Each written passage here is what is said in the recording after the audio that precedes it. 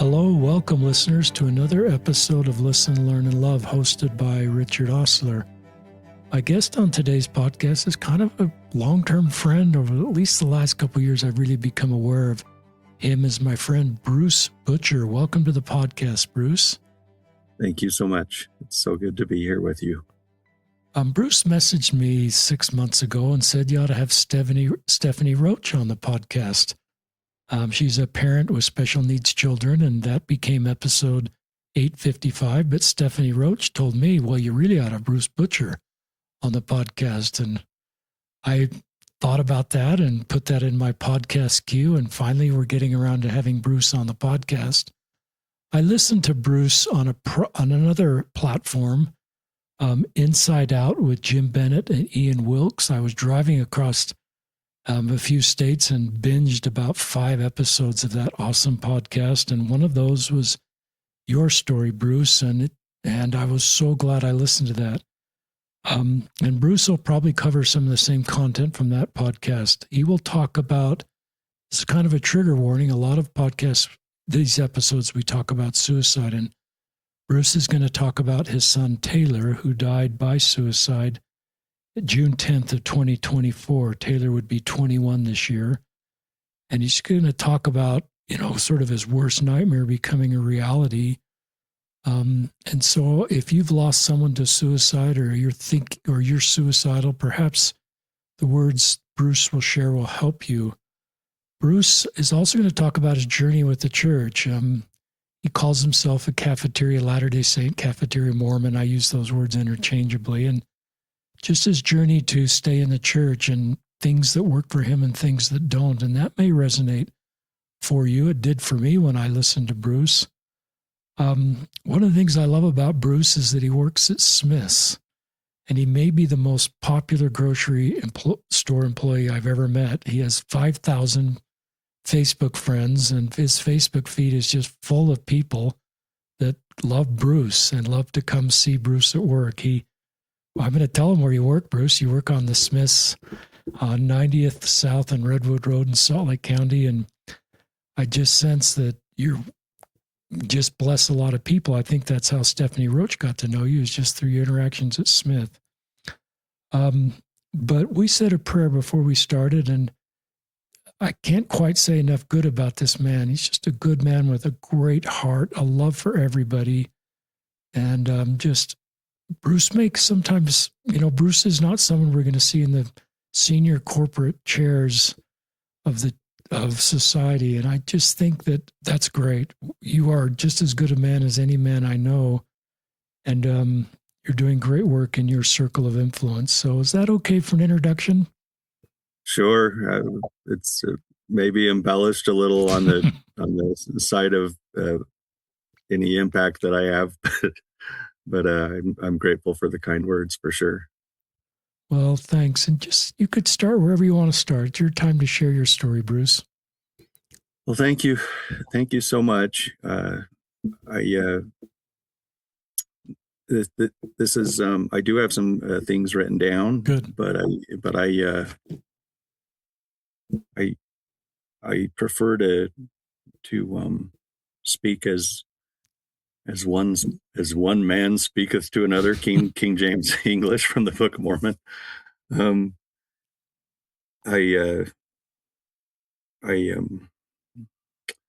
first of all, I just want to say that I believe in Richard Ostler's mission, the Listen, Learn, and Love mission.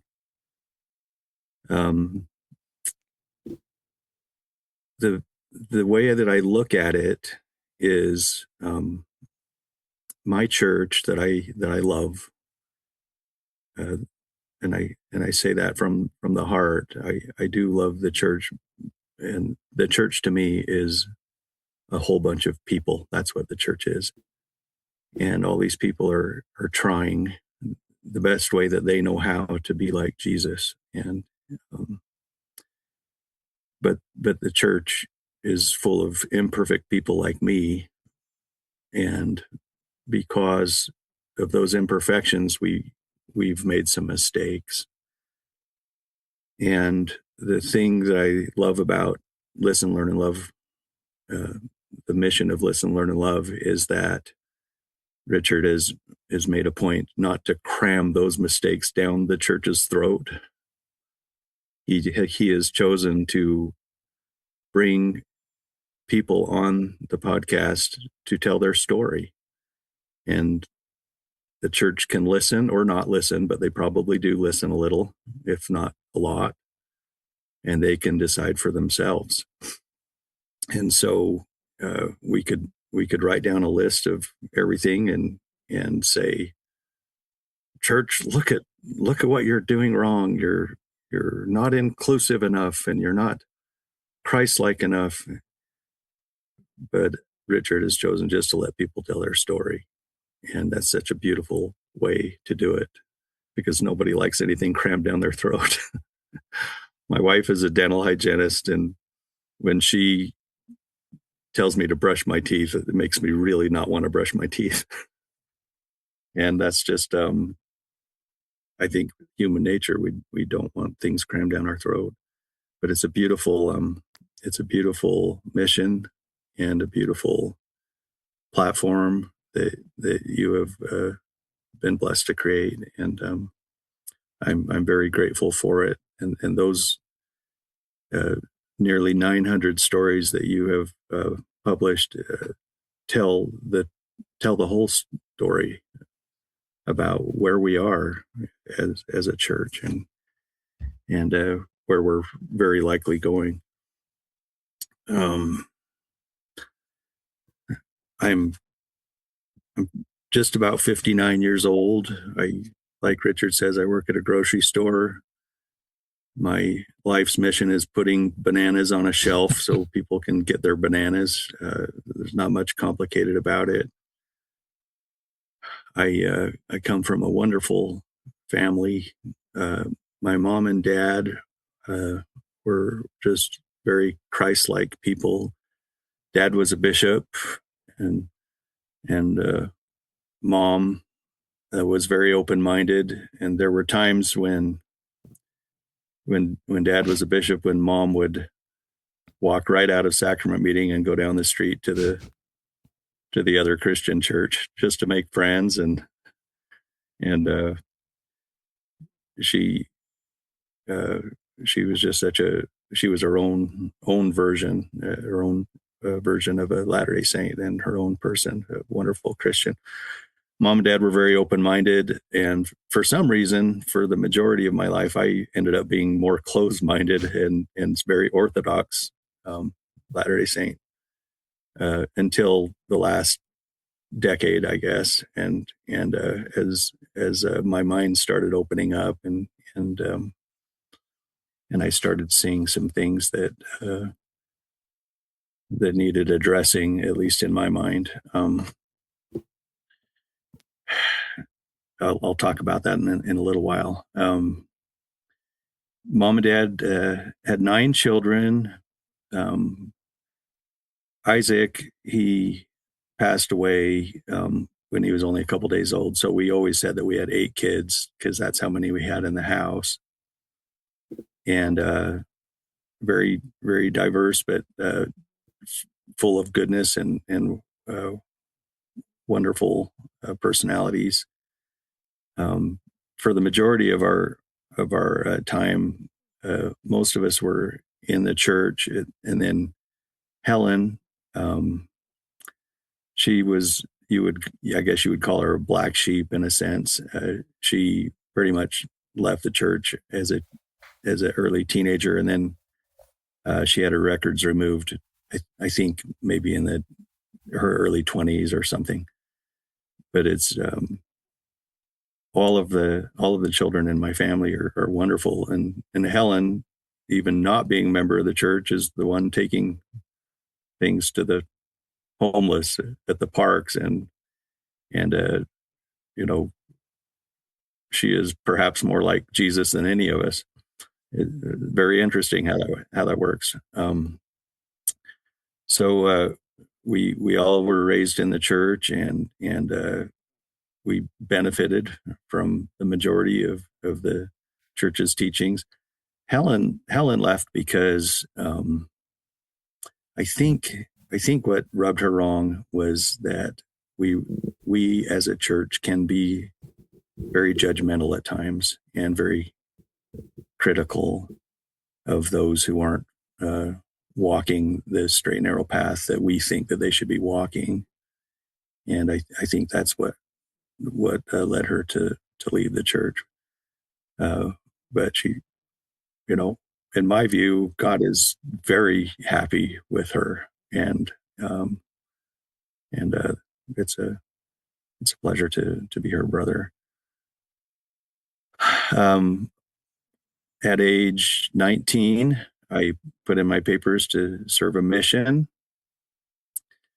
and I was living in the BYU housing at the time, and my roommate John, he brought over my mission call. I was working in the produce department at the grocery store in Provo, and me and John, we opened up my mission call together while I was coincidentally stalking the bananas, and it said you've been called to serve in São Paulo, Brazil, and uh, and I'm so grateful for that amazing experience that I had.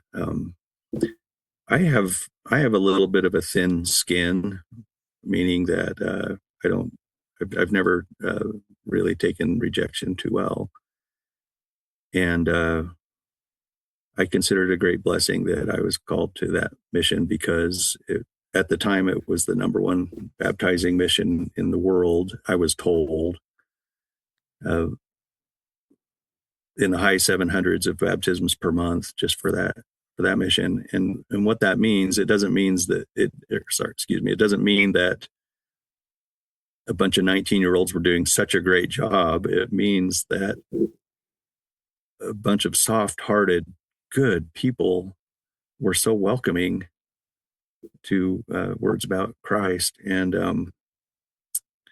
it was so common for you to knock on a door. And when we say knock on a door, you clap your hands. And then they, because you stand outside the gate and clap your hands, and then they yell out the door, "Who is it?" And we say, "Well, we're the missionaries." And they're like, "Come on in." And the vast majority invited you in, and they're like, "You want some juice? Do you want something to eat?" And then they would treat you so kindly, and then we would say, "Well, why we're really here is because we want to talk to you about our church." And then probably 95% of them said, we're good, we're Catholic, or we're a different religion, but 5% is a lot. Yeah. And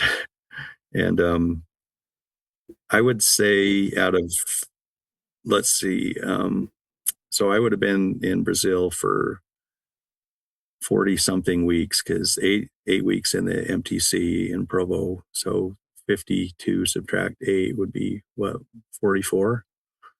I would say out of 44 weeks I was in Brazil, we had people in the baptismal font probably 40 of those weeks. Oh, wow.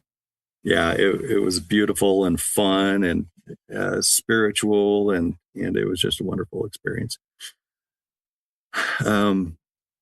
So God was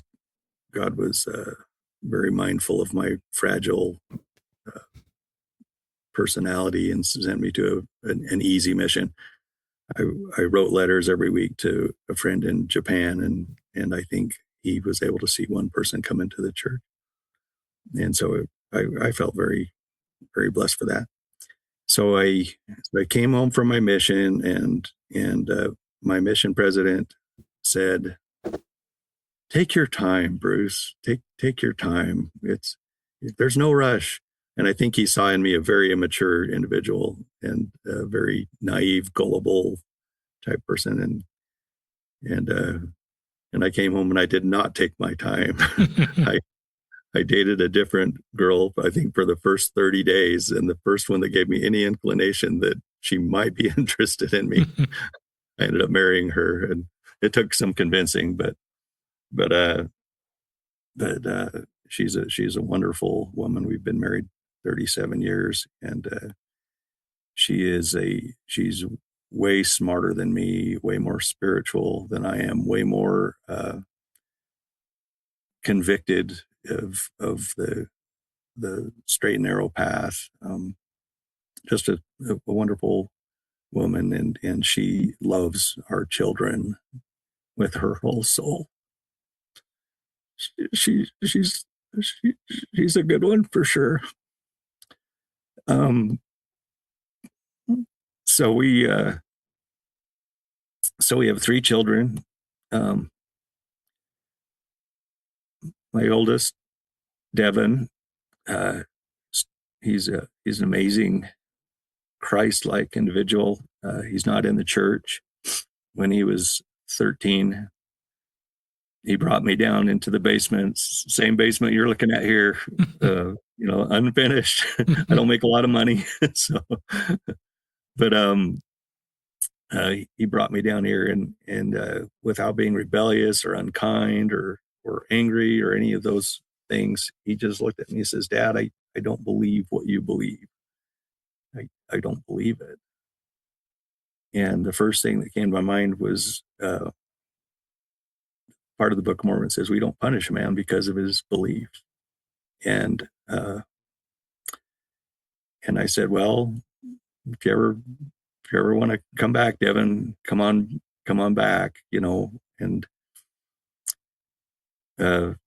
it's very interesting that he has no desire to be a part of the church, but it's very interesting that he'll text me links of Dieter Uchtdorf because he loves Dieter Uchtdorf, and he'll be like, "Isn't that a good one, Dad? Isn't that a good one?" He likes some of the holy roller preachers out there too, and I don't blame him because they're so positive. They offer such a positive message. I think his name's Joel Osteen or something like that, and when he gets up and speaks, and I know he's probably pretty wealthy from all his followers and everything, and maybe we don't do our religion like that, but he gets up there and he gives people hope. And how's that a bad thing? That's my view on that. So anyway, Devin and his wife, they have 3 beautiful children. Then Alyssa, she lives with her boyfriend at my home, and that wasn't the way that she was taught, or that we thought things would go, because we were, we brought up our children, going to primary and teaching them certain values that we thought were important. And times are tough out there. Things are expensive. Alyssa needed to come home at some point. And then a couple months later, she says, "Just so you know, Dad, my boyfriend's going to be staying the night a few times a month." And my personality is okay. and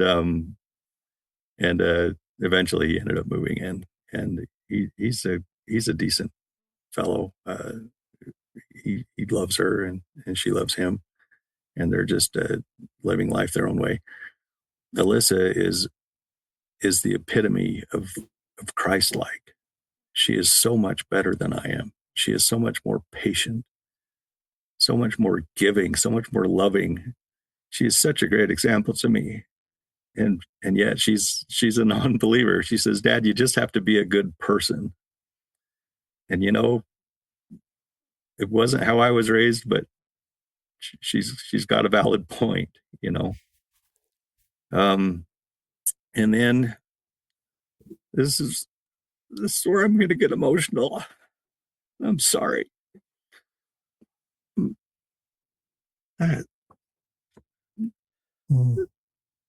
This is Taylor. I know your listeners can't see him. This was 3 weeks before he passed. He's a handsome kid. He's kind of skinny. He's got brown hair. Looks like he's got a blue tie on, maybe, and suspenders, or maybe that's part of his blue shirt, brown shirt. Great looking pic. this was after the awards ceremony at high school, where he was a an honor student, and so Wow. he had those ropes around him, Wow. and he was a whole lot better student than I was. Just a great a great kid, and he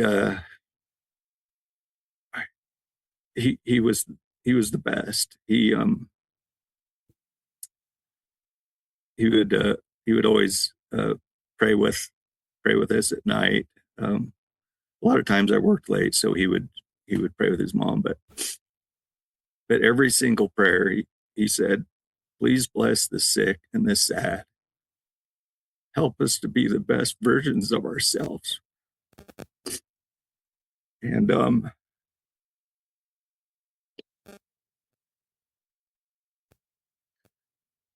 so anyway, Taylor, um, he was going through some struggles that I was too stupid to see. To, I I was I was just naive and just, I guess the best word is just stupid. I was just stupid, and I didn't see his struggles that he was going through. So the story goes that on the 10th of June 2024, I was working, as I usually am, at the grocery store, and I got a call from my wife, and she said, "Bruce, Taylor's not moving." And she could barely get those words out. And then the police officer took the phone from her and got on with me, and he says, "Bruce, I'm not going to tell you anything, but just come be with your family." And I took the drive home. It's in traffic. It's about an hour. And and I got home, and there was a police officer from my ward. He's in our bishopric. He was on the front lawn, and he looked at me, and I knew that he was gone. And there was detectives in Taylor's room doing what they do. And I went into my family, and everybody was in tears and in shock. And and then and then then we just dealt with the aftermath in the best way that we knew how. There was a there was a there was a problem that almost immediately came up because Taylor had taken his life. And the problem that came up immediately that night was, my wife looked at me and she says, "He committed a horrible sin." And I just said, "Stop it." I, s- I says, that's not how the church is currently teaching it. But both me and my wife, we'd heard a lot of things, and we had read Miracle of Forgiveness, um, and so I can't really put it in any other way, but the church at some point taught us, we're in our 50s, so this is the church from the 70s and 80s, but the church taught us a very ugly doctrine. And I wrote it down, and this is what the first presidency said about um, suicide. The first presidency, the prophets, seers, and revelators that we raise our right hand to sustain, they said this. They said it's a crime of self-murder Suicide should be made odious among the people of God. It should be emphasized as a deadly sin, and no undue feelings of tenderness towards the unfortunate dead or of sympathy towards the living bereaved should prevent us denouncing it as a crime against God and humanity, against the Creator and the creature. So that created sorrow immediately for us. Now, I'll straight up tell you, Richard, I don't believe it. Good. Even though it came from the first presidency, I'm just going to straight up say they made a mistake, but they said it, and it's an ugly doctrine that they were putting out there, and it takes away hope from parents that lose their children to suicide. It's actually a little bit more than one, but basically one person, actually 1% of people that die in the world die by suicide. 1%. So 1 out of 100. And then if you think about how many members of the church there are, so, however many thousands of deaths in the church there are every year, 1% of all those, 1 out of 100 of those is a suicide. And we've had a few conference talks that brings up some mercy. Well, you can't judge, but I wish they would pound on the pulpit and say, I wish they would say, we were just wrong. That was cruel. That was just, I don't know what we were thinking. I'm sorry. I wish they would just do that, just to put the spirit of hope in the hearts of parents that lose their loved ones. Like, agreed. So I had an experience. It was a very powerful experience, and it was within a day or two of Taylor's passing, and it was powerful for me, and I suppose that other people may just think that this was logical and of course, but it wasn't of course to me until it happened. But as I was grieving Taylor's loss in the first day or two, and that pain was super strong and super severe, it was like a light went off, or I think I said a brick hit me in the head almost. It was just a very powerful feeling that came to me, that now you know, Bruce, how much God loves you and all of his children. Now you know. And since you know that, do you really believe that God will separate himself ever from his children? Ever? I don't. I don't believe it at all.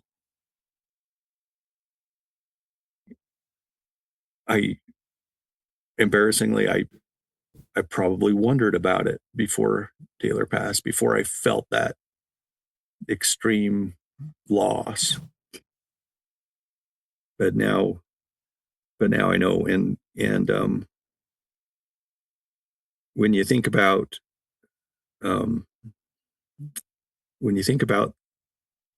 our heavenly parents, growing up Mormon, we didn't talk a lot about Heavenly Mother, but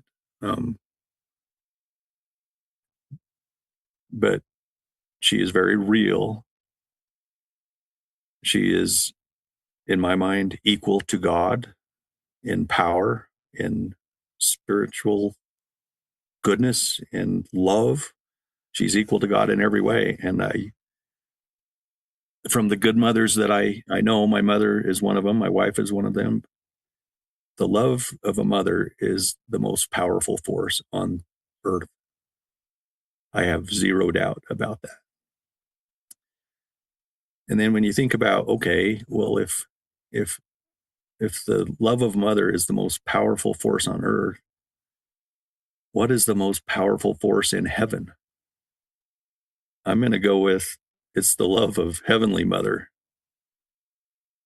And then in the great councils above that we talk about sometimes, we don't have a lot of details of that great council, but I don't think Heavenly Mother was willing to say, yeah, if they don't obey this and if they drink some coffee, or if they didn't obey exactly, get all your visiting teaching done or whatever, uh, I guess I won't be seeing you anymore. You'll be in the terrestrial or the celestial kingdom.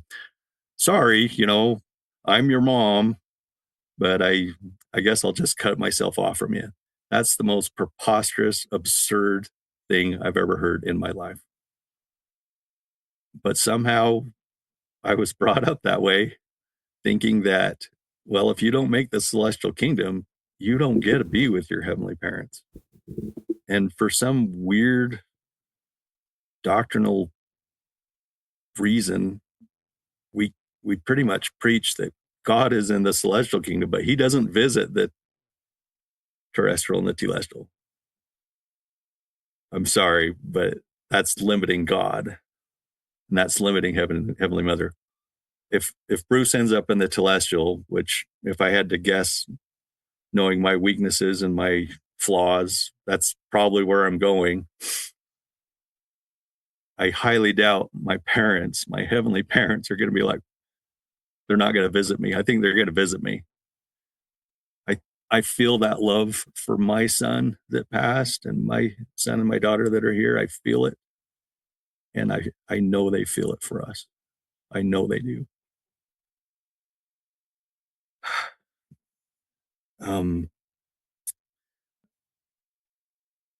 When I read the when I read the parable of the prodigal son, I think it pretty much affirms my opinion that if we stray from what our heavenly parents want us to do, that there will always be welcome arms welcoming us back home, and they will always put the family ring on our finger and the family robe on our shoulders. And I think if there's one thing that in my mind that I feel like we got wrong in our doctrine, is that there's a cutoff point. That seems to be what our doctrine teaches, that there's a cutoff point. Like, okay, we die, and then maybe we'll go to the spirit world and receive more teachings. And then here comes the judgment. And then we'll see if you made the cut. Heavenly Mother's not going to go for that. We're all going to make the cut. And eternity is a very long time, and I do not believe in a cutoff point. Even for the horrible people on the earth, I don't know what mental disease they have. I don't know what evil has came over them. I don't know any of that stuff. But where are they going to be in 1 trillion years? Are they still going to be that same person? I don't think so. I think they'll suffer and they'll come to an awakening, and they'll grieve for the mistakes that they made. And I think that they're somehow going to come around. That's doctrine according to Bruce. That's just how much our heavenly parents love us.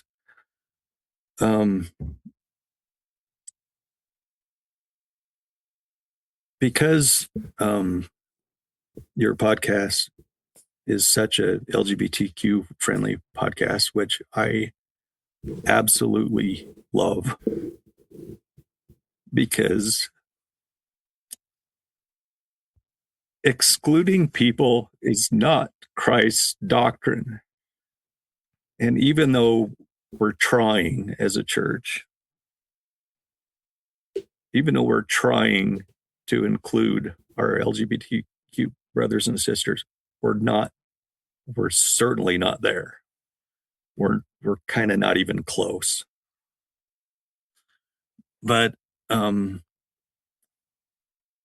lot of our church members are familiar with David Archuleta.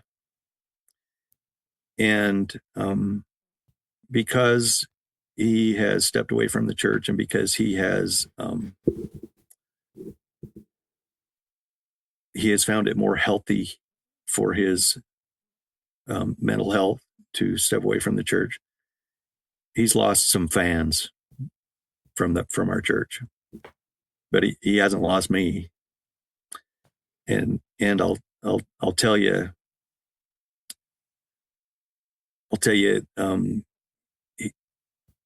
his mom inspired him to write some words from this song, and it says, "We'll go to hell together." And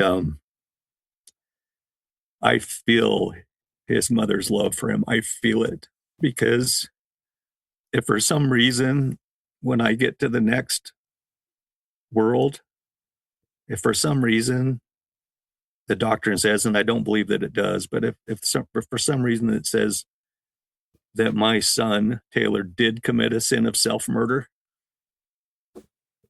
and I have to go find him wherever he is, there will be no stone left unturned. I will spend eternity to find him. There is nothing that I won't do to find him and make him a part of my eternity.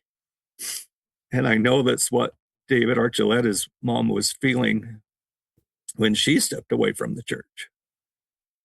She put her son ahead of an institution. It's an institution that's trying to be like Jesus. We're just not there yet. But it resonates with me, and I regret that we as a church have criticized the two of them for stepping away, because, you know, President Hinckley's wife, I think her name's Marjorie, isn't it? Marjorie? Yeah. Yeah. She said, above all, preserve the relationship. And I think that might be more important than anything that Gordon B. Hinckley ever said. She was so right. I hope all this stuff I've been saying just isn't a big rambling bunch. It's not. It's great. Keep going. I'm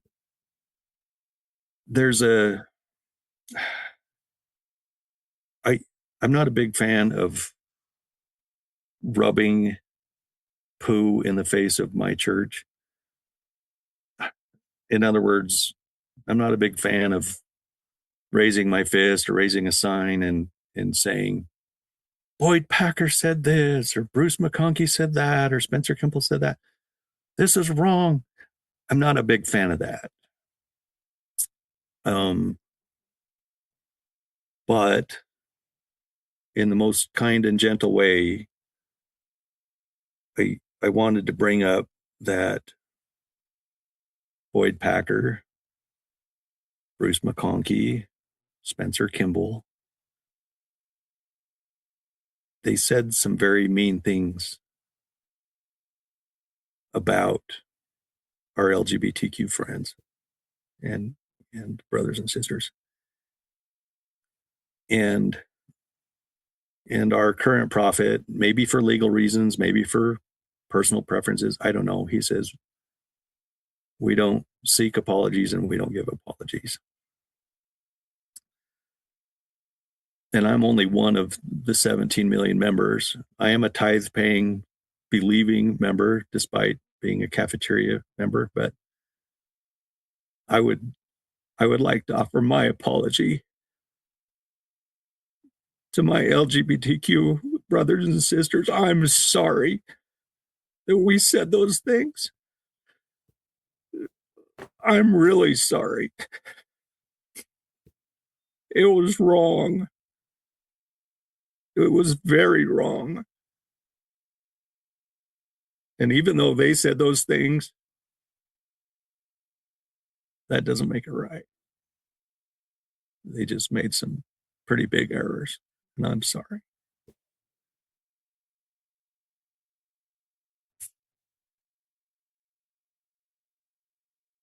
That's all I can think of, Richard. A lot of listeners with tears in their eyes right now, thanking you and things you shared. You shared some things that are pretty profound. Listeners, I kind of cycled, I've written 2 pages of notes. These are the things that stood out for me.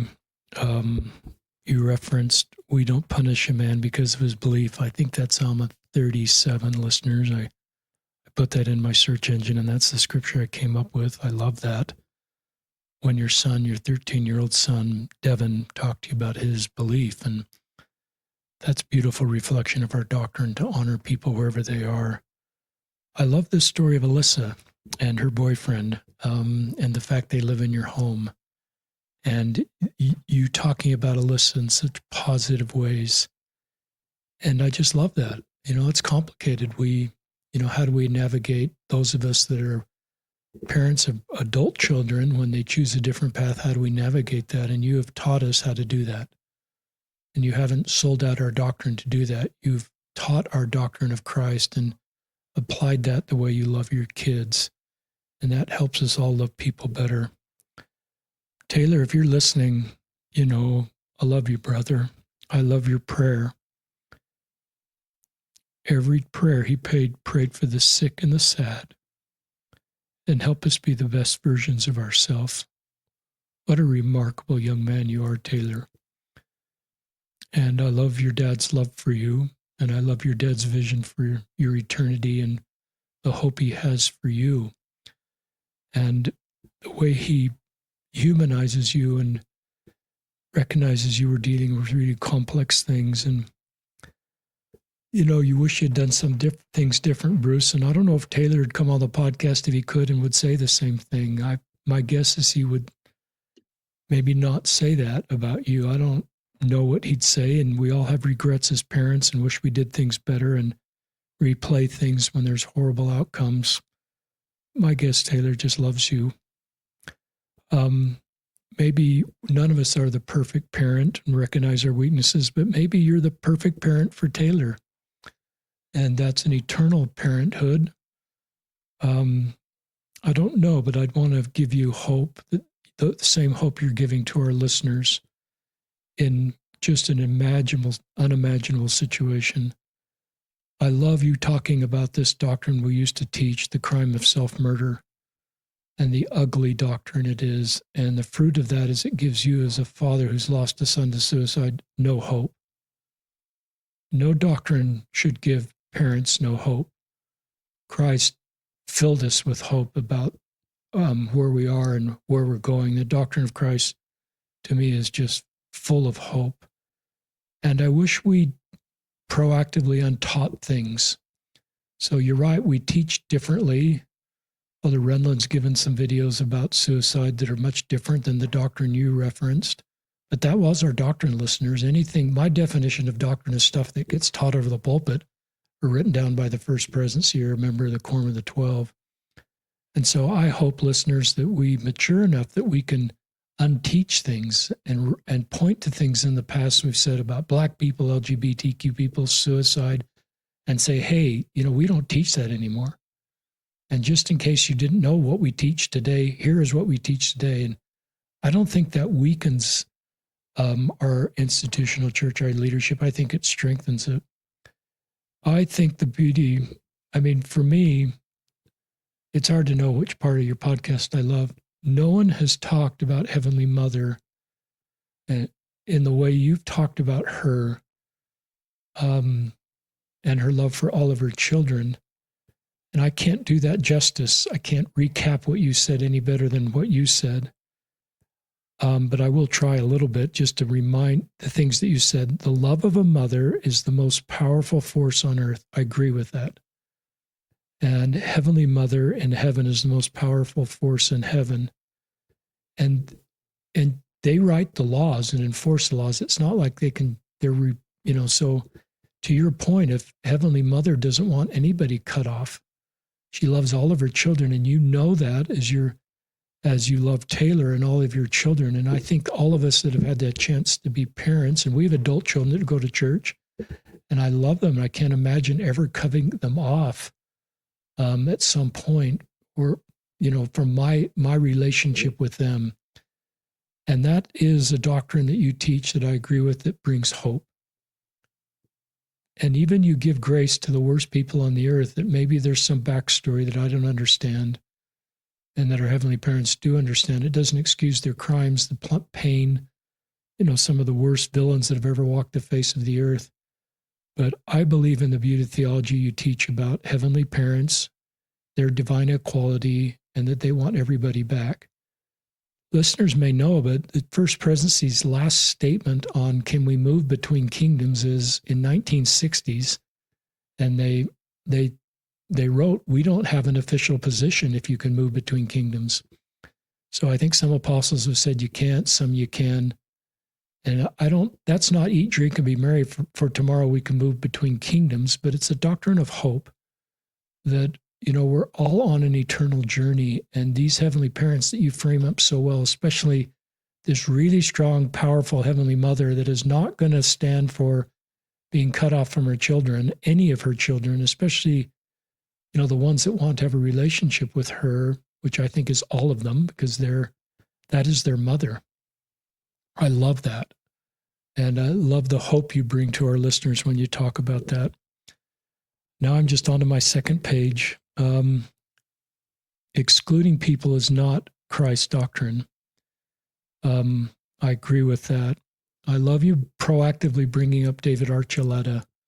Coincidentally, I had David Archuleta on the podcast. We recorded it right before Bruce's podcast.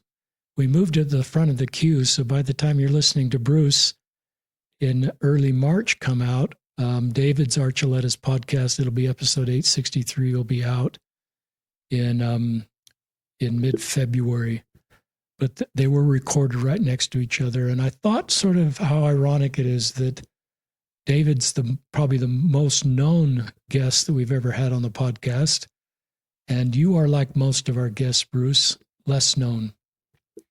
And most of our guests may be sharing their story for the first time publicly, and you've done it one other place. But I love David Archuleta, and I'll circle back to that. But I love just your powerful voice as, quote, a rank and file member, under the radar in many ways, that represent the very best of just all of us. And I wish more people like you had a chance to serve in the senior levels of our church. There seems to be kind of a typical person that's called with legal experience, business experience, kind of a professional CEO pedigree, and that's okay. But I wish there were more therapists, more people that worked at grocery stores, more farmers, just people from all walks of life that maybe reflect the people that Christ called in his ministry. And it's just a hope for me. You're completely obviously qualified to teach about the gospel of Jesus Christ, but I love you talking about David Archuleta's mom,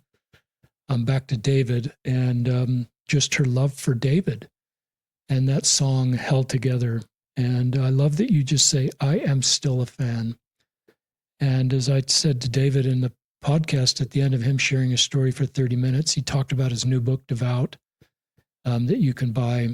But I just said, David, I hope we love people that are considering joining our church, and as much as people that are leaving our church, that our love for you doesn't change. We don't make you the villain one day or the hero one day for being in the church and trying to make it work as a celibate, gay, or queer.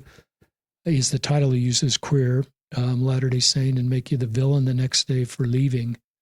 And I hope we just mature and recognize you face impossible choices that I, as a straight person, never faced. And if there's anybody, you work so hard to make it work, we ought to we ought to publicly thank you for all that you've done for the church, for the tithing you've paid, for the lives you've blessed, for the concerts you've given, for the songs you've written about Christ. Um, and I also talk about how a doc came on the podcast and talked about pain and how a physician, he or she looks as pain as a friend to understand the things that need to be addressed to solve pain. And so when someone talks about a painful church experience, or how hard it is being queer in the church, we don't gaslight them or dismiss them. We sit with them in the pain and do what we can do in our circle of influence to help eliminate the pain. And I pray our senior leaders are hopefully doing the same thing, because where we are is a really painful place for a lot of my queer friends. And a lot of them leave, and then we sometimes just blame them for leaving. And I love that David has taken God with him. That's my advice to someone who's leaving. If they feel the church doesn't work for them, well, take God with you. And David has certainly done that and feels, inspired that this is actually his path. And it's not my judge. I'm not obviously talking to Bruce here or any of you, because just sharing how I feel. I love this phrase you use, preserve the relationship. I believe that's one of the best things that we can do as parents and as friends, is our goal is not to control the outcome, but to preserve the relationship. And I think love, this non-agenda love, not because our love will bring somebody back, but just because they deserve to be loved, is the core of the gospel of Jesus Christ and the core of our responsibility. And as we do that, I think it helps improve relationships, and we can leave it all at the Savior's feet. Your apology to LGBTQ Latter-day Saints brought tears to my eyes. It's apology that I reflect versus what I understood, 10 or 20 or 30 years ago. And I hope we as an institutional church can do the same thing that we're asked to do as rank and file members, is to repent and apologize and improve and acknowledge a mistake. I think that's part of discipleship, and you model that so well. So that's kind of a summary of my notes, listeners. I'm going to turn it back to Bruce to share more thoughts that he has. I thank you for that, Richard, and I thank you for what you do every day to tell the rank and file stories. It's a beautiful thing to get to hear the truth as understood by hundreds and hundreds and hundreds of people, because we all understand truth a little bit differently, and sometimes a lot differently. I do appreciate President Oaks for his statement. I think it was a decade or two ago, but he said, I only teach the general rules. Whether an exception applies to you is your responsibility. You must work that out individually between you and the Lord. Now, I love that. I love everything about that, because we are all exceptions, and we all have our stuff to work out between us and the Lord. Now, those are beautiful words, but we still excommunicate people for not thinking like the church, which is a darn shame. But I love that he said it, and I certainly take that to heart. We are all exceptions, and we have to ultimately, our relationship to our heavenly parents is a very personal matter to each of us, and we certainly we're incapable of properly judging each other, and certainly each other's worthiness, which, boy, that's a whole other can of worms and discussion, the whole worthiness thing. But all of us, in my view, from my heart, all of us are worthy children of our heavenly parents. all of us have that infinite worth. And maybe we should scrap the word worthy from our temple recommends, and from our we probably just should scrap it altogether and just replace it with something that makes more sense. Prepared. Are you prepared to go to the temple? I don't know if that's the right word, but worthy it's probably a poor choice.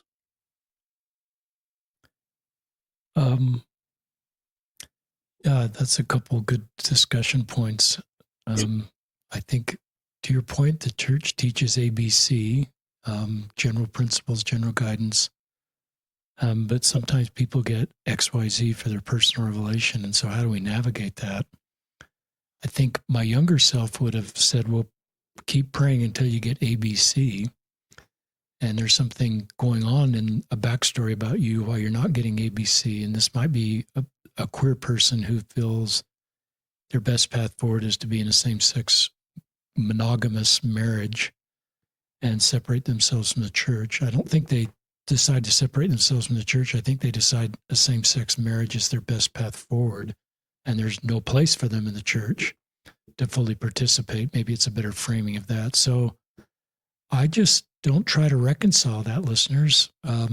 I just honor personal revelation that individuals are receiving, and it's not my job to judge their XYZ unless it's creating harm for other people. They're receiving there's obviously people that it claimed God called them to do something really horrible that's, negatively impacted other people's lives. So that's not what I'm talking about. So it's not my job to judge other people's personal revelation. So I love you talking about that, and it's relieving because that's not my job anyway. Nowhere in our doctrine does it say that. I think it's brave of you to stay in the church and be open about being a cafeteria Mormon. I think we're all cafeteria Mormons to some extent. And some of us are more brave to be open about it, like you're doing on this podcast, but you pay tithing. You go to church, you're a believer, you've served a mission, you've spent, you're in your 50s, you spent 3+ decades since your mission in different callings and giving really all for the church. And I hope we just give grace to people to be in different places in the church. I think we're better off if we don't have these absolutes. You're either in or you're out. You either believe it all or you don't. And we just give grace for people, to be in their individual journeys. I've always felt, like Elder Uchtdorf, one of the things I love about, and I love your son, Devin, bringing up his name in your family text. I love where he says there's no sign at the door that says our testimony needs to be this tall to enter. And that's a pretty powerful concept that can scale to all different ways. I just think our congregation needs to be a safe place for people to be authentically where they are, to not sort of have to mask up and think and believe and say, maybe more importantly, a certain thing in a certain way, and be a safe place to talk about complicated stuff. And so I think we do better that way. I think the gate is wide at the congregation level. I think it narrows at the temple level where there is a belief and behavior hurdle. I love your thoughts about worth and worthiness and maybe working on better vocabulary. We're always worthy of our Heavenly Parents' love.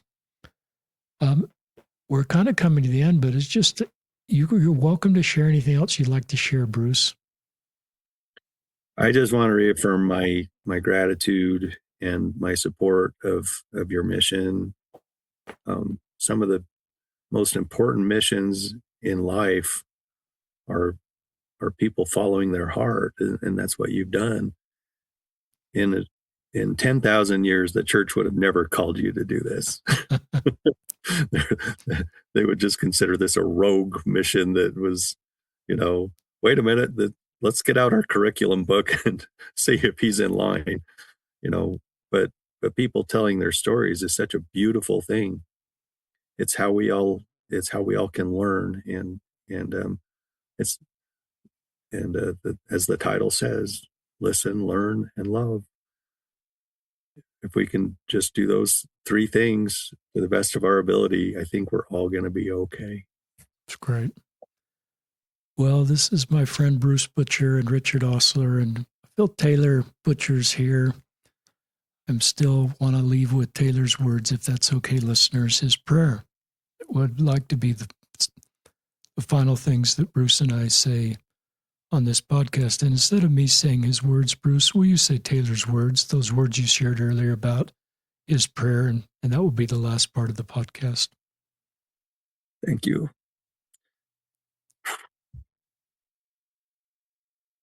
Please bless the sick and the sad. Help us to be the best versions of ourselves. Thank you. Thank you.